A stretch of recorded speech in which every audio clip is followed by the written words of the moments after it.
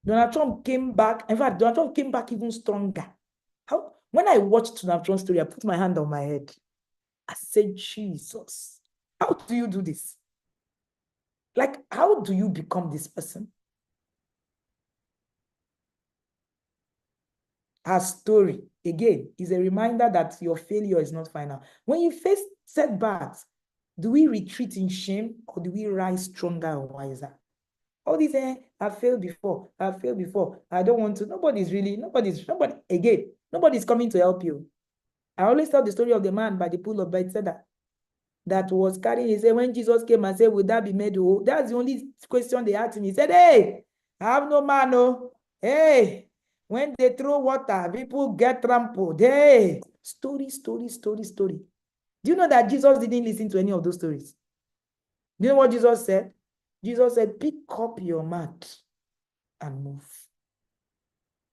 It's the same thing I'm telling you today. Nobody, whether you have failed, you have sat down there, see, success and failure have the same capacity to cripple you. If you are stuck in it, success and failure, they act in the same way. The same thing failure can do to you, success can do it to you. The moment you settle your stock. That's what happened to Samson. Samson is a beautiful example of settling in success. That's what happened to the man by the pool of Bethesda. The same thing. It can cripple you. The difference between that man by the pool of Bethesda and Peter was that when Peter started to drown, Peter said, hey, allow me to come. Allow me to come out. Please help me. How do you say that for 38 years, you had nobody to help you? That shows the kind of person you are. So when you begin to complain to me, nobody will help me. It shows your personality. It's not the problem of the next person. Take the blame back to yourself. This is more than a movie. This is more than a documentary. It's not just a documentary about business or homemaking. It's about vision. Today I was sharing with Mary. I sat down with her and I said, the only thing that can motivate people to actually see you is that you paint your vision correctly. Most of us don't paint our vision correctly. Do you know that Moses was not a great leader? When we talk about leadership, Moses was not a great leader, in quotes. Moses had his baggage that could have made the children of Israel to say, I am not following you. I'm not following you. But yet, Moses was able to paint a picture. And 3 million people followed him. And you're there complaining. The complaint is on you. That's the truth. If people cannot see your vision, they cannot follow your vision, you are the problem. You are the problem. It tells me the kind of skills or person, the things that you have built within you. It means that you haven't really built yourself. So the problem is not the people. The problem is not the people. Oh, this person is not allowing me. My husband is not, my friends will not buy. But when you make impact, no, there's nothing like my friends will not buy. I don't understand. What does that mean? When Papa was speaking to me, when he went through my book, The Kingmaker, I hope we've been able to read that book. Papa said, that's Bishop Oyedepo. He said, I'm extremely impressed, my daughter. When you make impact, the whole world will come at your feet. Forget all these, hey, people cannot listen to me. People cannot hear me. It is on you. It is on you. Your vision is not clearly written and it's not clearly communicated. The moment you can communicate it clearly, 3 million people will follow you. 3 million people will follow you. And when I say 3 million people, I mean it in literal terms. So this is not about just watching movie. It's about you reinventing. If you need to reinvent, you don't know how many people have said, shut down what you're doing, move. See, reinvention is not a negative. And I'm still saying it this evening. If you get to a point where it's not aligning, and I still told Mary today, no matter how long you go on a journey from here to Ilorin, and you do not face this Abuja Abaji Kogi Road, you won't reach Ilorin in Nigeria. If you face Makurdi Road, you are not going to get Ilorin until you turn and go back and go through Abuja back to that Ologe. That's it. So it doesn't matter how long you have gone on the thing that is not where it's aligning with that vision. It doesn't matter how long. What matters is that are you on the right track? And when you are, and your vision is painted clearly, 3 million people will follow you.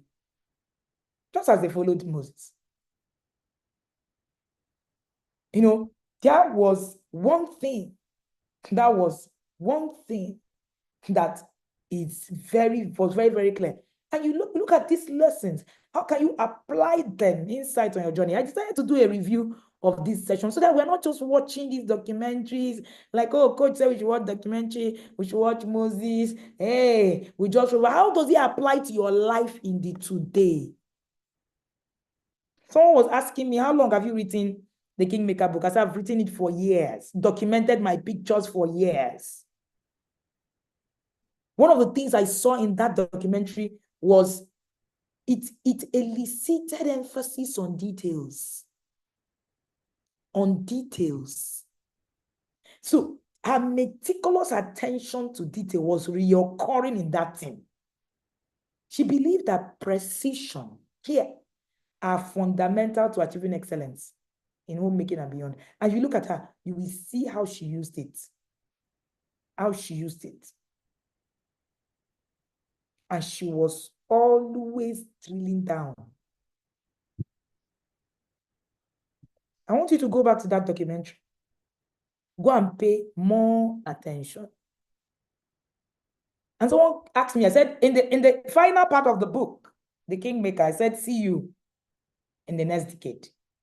My journey to the next decade started the day that I turned 40. I've started my journey to the next decade. And you know the truth, you can create a blueprint to where your life is going. I said this at the retreat.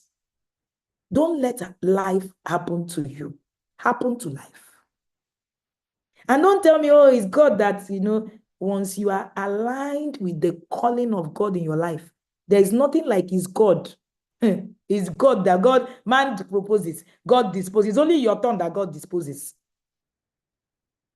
If you're walking on your own journey without God, then of course, it's not him. It's not him. I shared on crafting a blueprint for 40. Somebody said to me, oh, it's because the thing, worked for you. You should be grateful. Oh, don't do it as if God just helped you and all of that. I said, provided you are. And I said, she wanted to be a senator at age 40, but things did not work out. Now she's still having children. Oh, now she said, you can predict the future. You can predict the future if you create a blueprint. And I said to her, I said, parent coaching was not a personal ambition. If you leave me to craft my blueprint without God, parent coaching will not be inside. That's the difference between you and I. My blueprint was created with the creator of my life at the center, telling me this is where to go. So I didn't get here on my own. I got here because I saw a blueprint handed over to me by the person who knows my life more. So yes, you can create a blueprint. If you understand where God has called you to, you can create you can predict your future. I knew how my 40 was going to be. I was not shocked that I had a 40 that way. When I met Papa, one of the things he said is, legacy at 40. I said, by the time he was reading the book, he said, wow, I'm amazed at the grace of God on your life. I knew that I wasn't going to turn 40 looking around, asking whether my life is finished or is starting. So if you're already 40, plan your life in the next 10 years. Stop leaving it to chance. Stop leaving it to chance. You can sit down, predict. If I sit with you one day and I live with you and I look at the way you move, how you do, wake up, I can tell you where your future is going to be in the next 10 years. I don't need to be a prophet. I look at your routine. Just give me one day. Just tell me, come to my house one day, live the way you normally live. I can predict for you how that habit, those habits you have, and that's your regular habit every day, can lead you to where or where not. So there's really nothing like, oh, nobody knows the future. You don't really know what it is that will happen. The future is not and all of that. We sabotage our future every now and then. You need to ask yourself, how am I sabotaging our future? Sometimes God even gives you a blueprint, you still don't follow it. You still don't follow it. You don't get to anywhere by just assuming or just pretending that it's going to be there. You actually get to wherever you are going by intentionally crafting a way to get there. There's always something about planning how your life will go. And in planning how my life was going to go to 40, I realized that some relationships were useless to me. They were not going to take me anywhere into my 40s. So I shut it out. They were not useful. Did they become my enemies? No. But where I'm going to, my blueprint doesn't have a place to accommodate a people like that. It's not pride. I am preserving myself because I know how important the calling on my head is. So I'm not proud, no. And when I look back today, I'm grateful.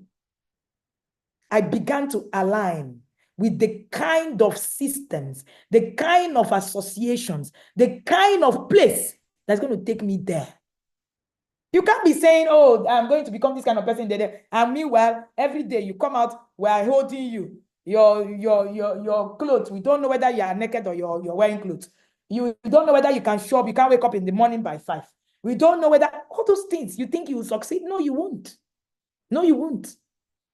You say, no, this person has been my friend since secondary school. We are mates. The moment you are out of school, you are no longer mates. There's a defining difference. You know what the difference is? Discipline. I don't have mates. I don't have mates. Discipline is a defining line for me. It is in where you get to is in the level of discipline that you have. All these, we went to school together. We were in school together. All this, well done. Oh. You will be doing we're in school together, and then the person will be leading you to where it is that you're not going. Ask yourself, does this relationship align to where I am going? What is the daily habits that you have? Can you show up every day? It is cumulative advantage. Nobody gets there by just doing things everywhere, just like that. That's not how you get there.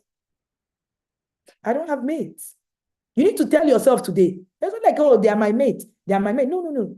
Discipline is a defining line for me. It's a defining line. Tell yourself today. And there's nobody, there's nothing like, they were my friends, woke up. I don't do all those things. I don't, people who are close to me know. Oh, we've been friends since how many years? So therefore, I don't, no. There's a place I'm going part-time. Even in Masterpiece, some people will fly higher than the others because there are no mates. There are no mates. There are no mates in the race of life. There are no mates in the race of life. So whether your classmate, your university mate, your alumni mate, whoever mate, the one that you people did MBA together mate, the one, I've gone to schools. So at my 40th, they were all, everybody that I've gone to school with were there. Lautech members were there. And my Roehampton London people were there. My IMSU people were there. All of them were there. But I'm not mates with any of them. Because I recognize that I do not have mates in the race of life. Discipline that you take up every day is a defining factor. That's what it is. So we will be defined by the discipline we apply or do not apply. So it's all about those who apply discipline to what extent. That's what you call mates today. That's what you call mates today. This is where we're going to end the conversation today. Pick up your mats and walk. Pick up your mats and walk. Apply discipline. Stop listening to people telling you, oh, take it easy. Oh, if you take it easy, you will not be anywhere. You won't be anywhere. For wine to come out of the grape, you need to apply pressure. There is time for it. Apply pressure now.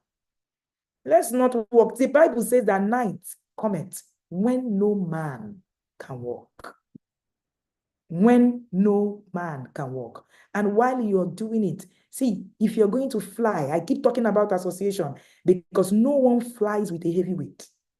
Shed off the weight. Only carry people you can fly with, who have wings. If you carry people who do not have wings, you carry weight. If you are flying with people who have wings, you are flying, nobody is disturbing another. But you fly with people who do not have wings, you will carry a burden for life. Shed off your weight so that you can fly. Thank you so much, Masterpiece Women. Thank you so much. And remember to run and run and run. See you again at another offshoot. You can always catch replay of this conversation on YouTube. I'm sure that the team will share a YouTube link for a replay. Thank you and do have a good evening.